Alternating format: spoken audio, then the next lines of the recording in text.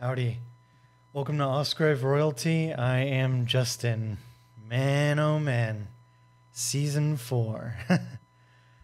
Glad to be here. We got a crazy season coming up here.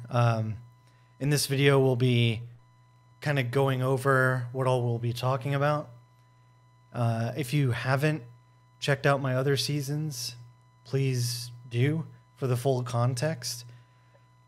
They're kind of, I think you'll get the most of it if you have the previous context, but again, not required. Just some advice. So we will be covering Jung's answer to Job and Edward Edinger's Archetype of the Apocalypse.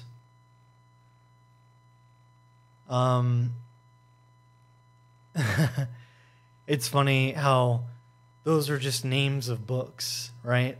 Very inert, very abstract, but the concepts within are radioactive. I mean, they're like, especially Answer to Job, very tiny book. With giant ideas. I think, yeah, this is the first season we're actually covering Jung as a primary source, so to speak. And thank God he's a great writer. Because if I had to contend with the complexity of the writing as well as the ideas, that's, we're talking Immanuel Kant levels of frustration.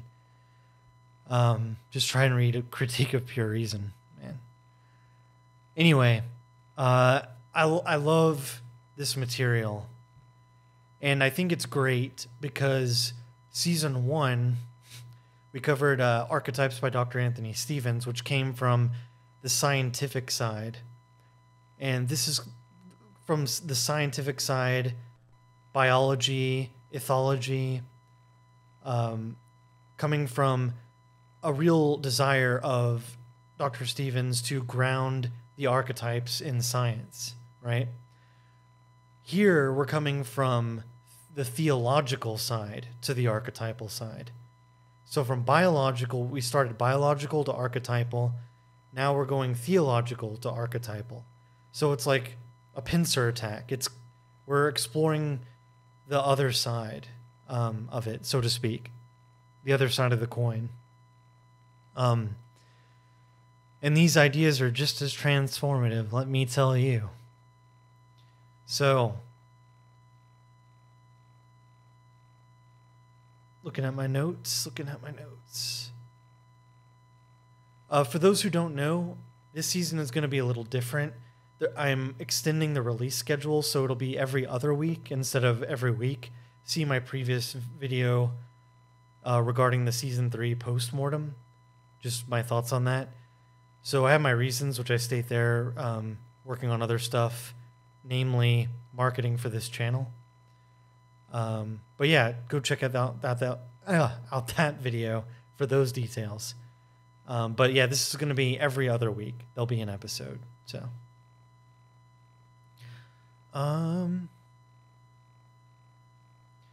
yeah, this material is just, it's packed with revolutionary, paradigm destroying and transforming ideas.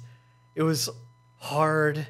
It was very difficult to limit what I wanted to include.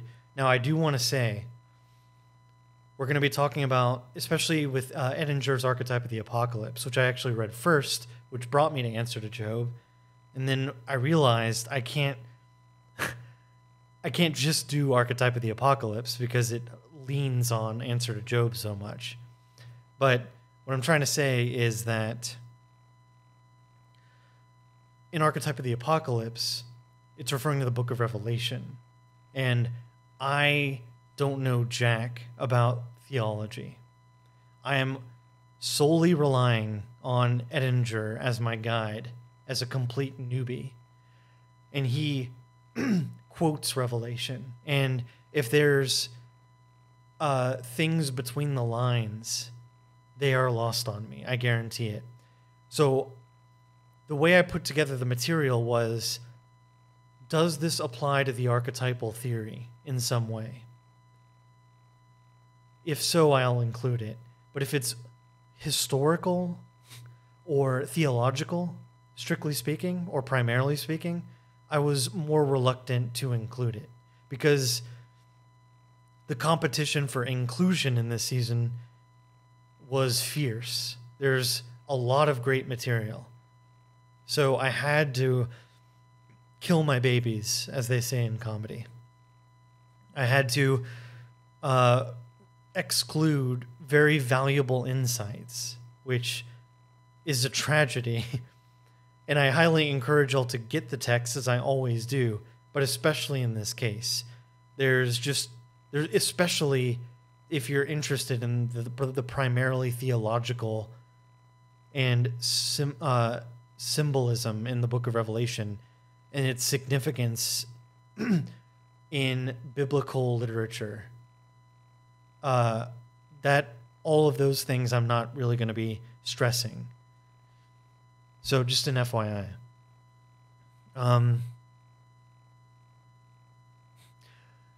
Yeah, I have in my notes here. I get ready for me to be shallow, all right? But why this material, right? Well, yeah, I was going to do Archetype of Initiation by Robert L. Moore, which I still want to do. But on an impulse, I saw Archetype of the Apocalypse by Edward Edinger. And Edinger is an author that I see his name everywhere, right? And I have Ego and Archetype by him, which is his like legendary book. But Archetype of the Apocalypse, like just the name and the fact that it was Edinger, that I had been like Pavlovianly primed to notice his name, you know? I don't know, I just had to get it. And then when I got it, I fell in love with the material and I just wanted to do it. So that's really, I thought the name was cool. Archetype of the Apocalypse. Like, is there a more badass title to a book? I don't know. But that combined with Edinger and his credibility, like I just had to get it, you know? So that's the reason why I chose this material. The best way I can describe in my encounter with the material, as we'll go through, which I'll go through in like I'll summarize the season in a moment here, but the best way I can describe it is like I had a hazmat suit on, like I was prepared for powerful material, but then the radiation just blasted right through it. Like I didn't know what I was getting into, and honestly, I'm like a pig in shit when that happens. Like that's the best case scenario for Justin, to be pleasantly surprised, to be in that zone of proximal development, the flow state, where the material isn't so challenging to be frustrating, but not so simple that it's boring. It's in that perfect zone of proximal development where it engages every IQ point I have, but does not exceed it. That's where you want to be, baby. That's the kind of material you want to engage with, because you're at maximum capacity and you're getting maximum benefit from the material, which was my experience with this season. So it was really fun to do, and it was novel, like it was new. Like I've read so much about archetypes, but this is yet it's like the gift that keeps on giving. Yet another incredible, beautiful idea as it relates to archetypes. And yeah, I'm just really excited.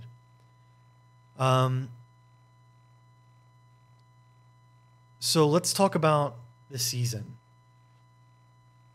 In this part of the video, I'm just going to go through a summary of kind of what the episodes will be like, what all we'll be covering from beginning to end, just so you can have an idea of what's to come.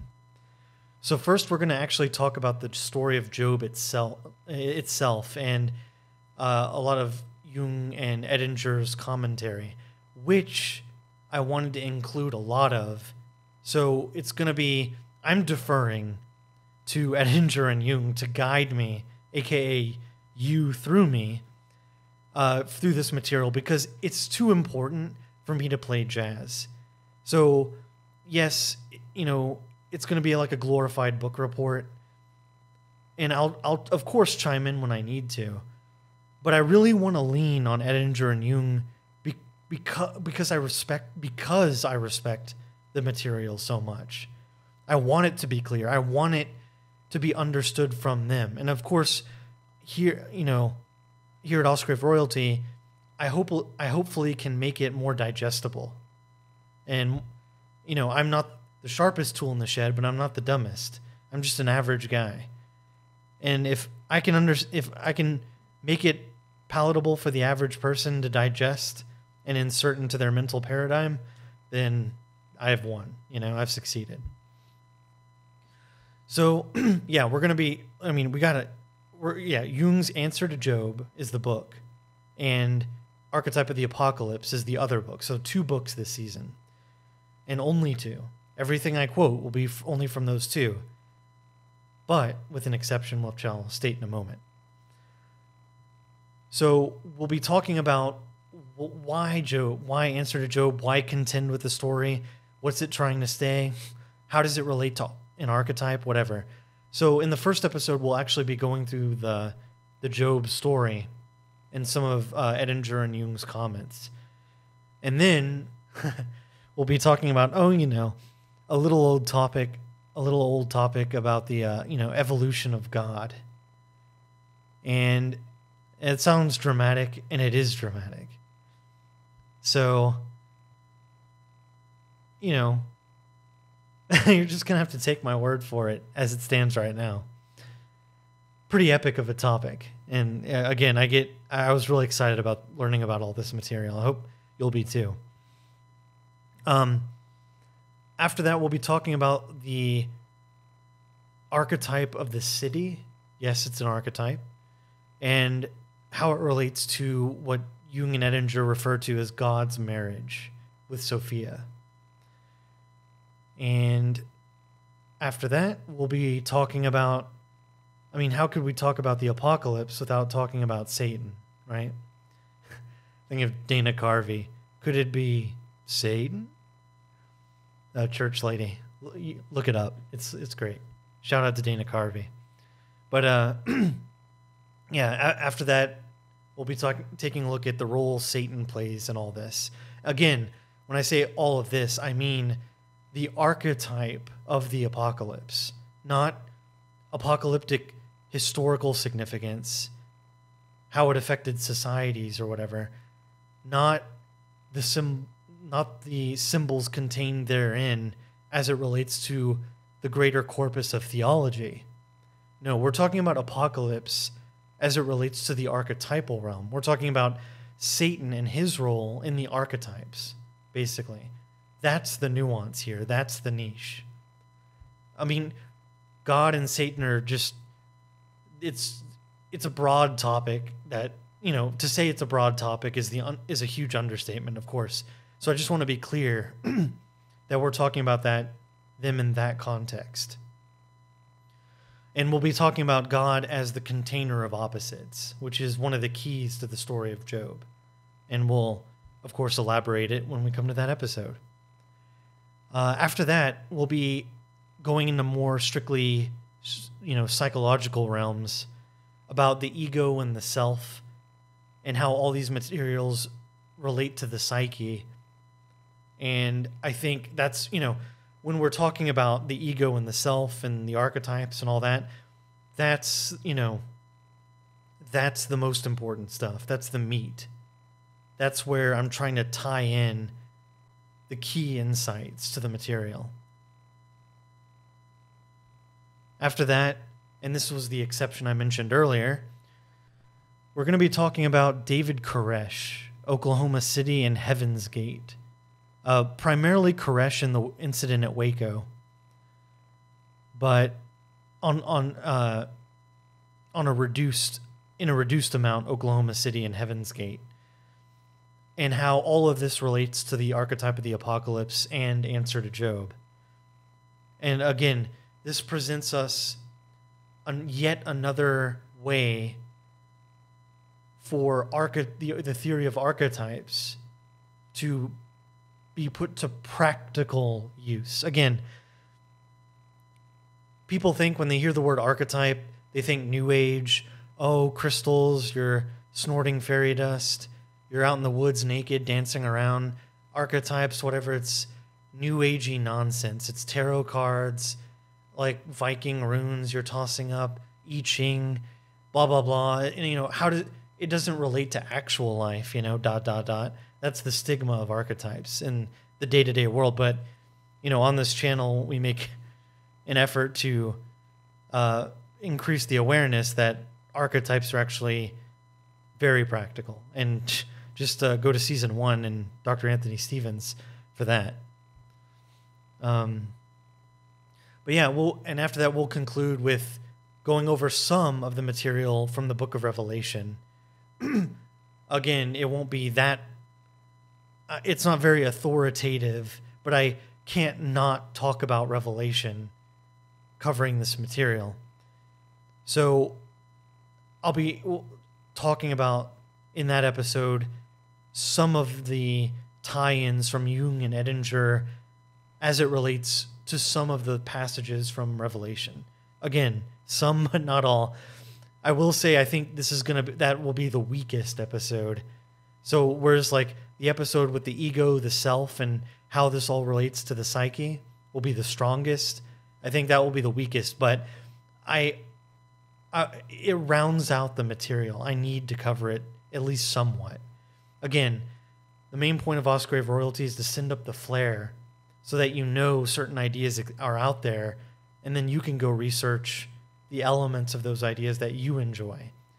I need to do my due diligence and show respect to the ideas by covering at least this angle. I mean, it's tied in directly with Apocalypse, so I need to comment on it somewhat. And then, as usual, as tradition, we'll have a concluding video where we tie everything together. So, hope you're excited.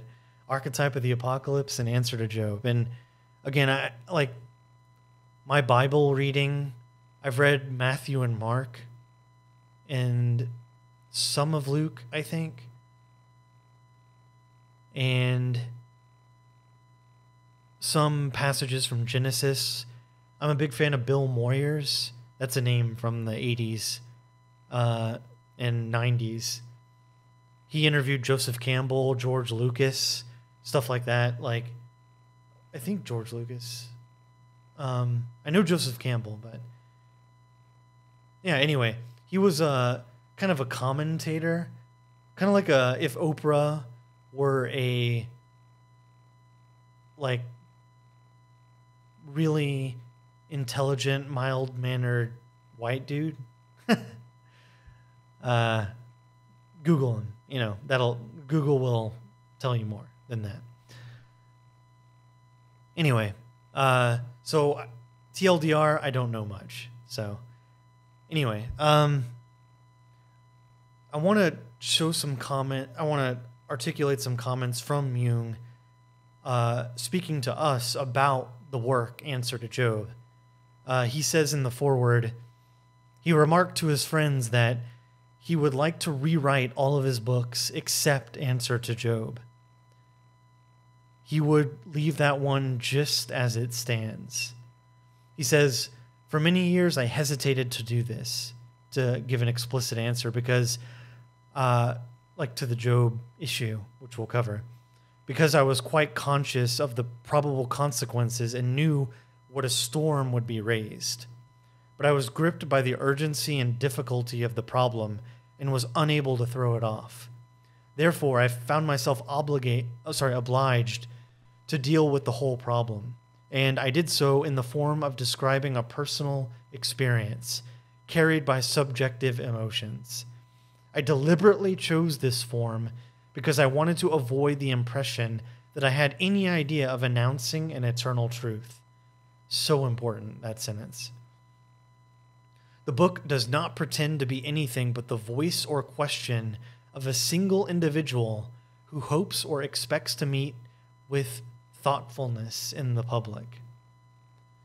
I do not write as a biblical scholar, which I am not, but as a layman and physician who has been privileged to see deeply into the psychic life of many people. What I am expressing is first of all my own personal view, but I know that I also speak in the name of many who have had similar experiences. I shall not give a cool and carefully considered exegesis of,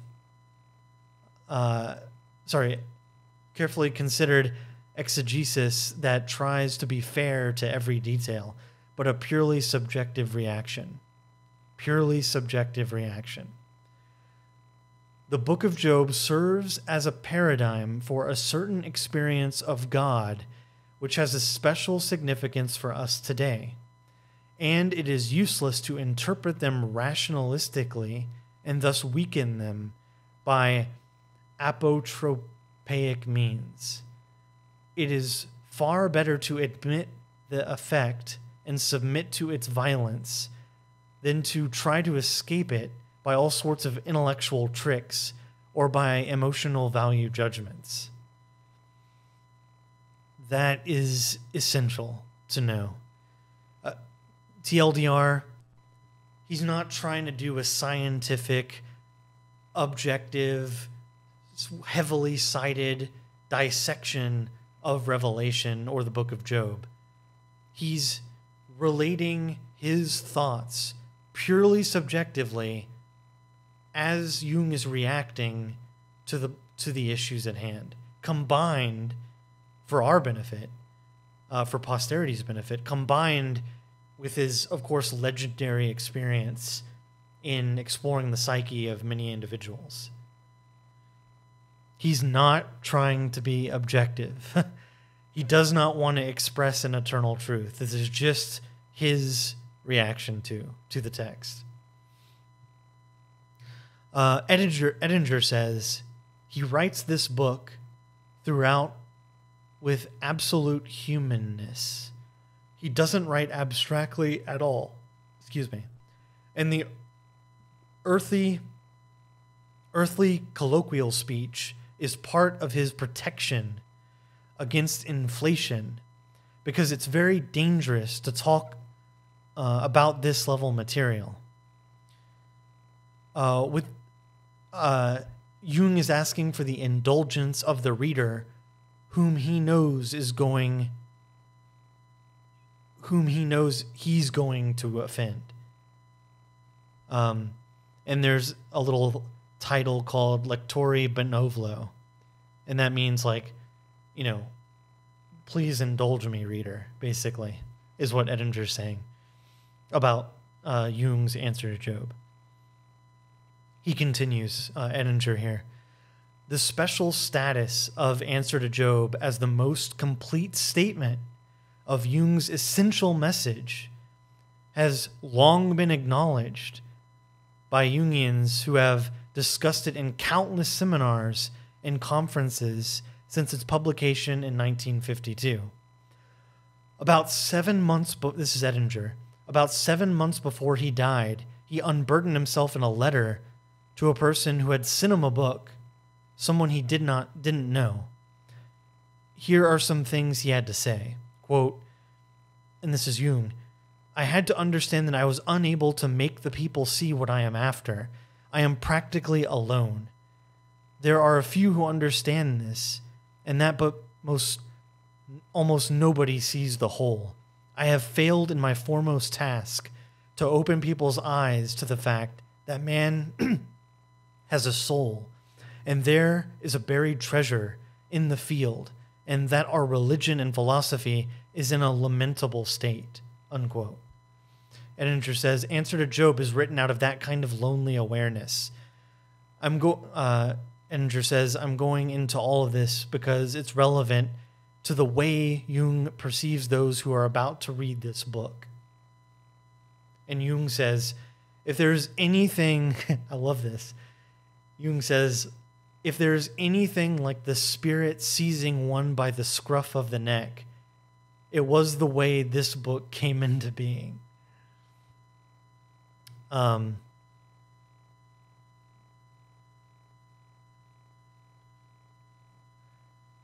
Just looking at my notes here. Let me grab the book real quick.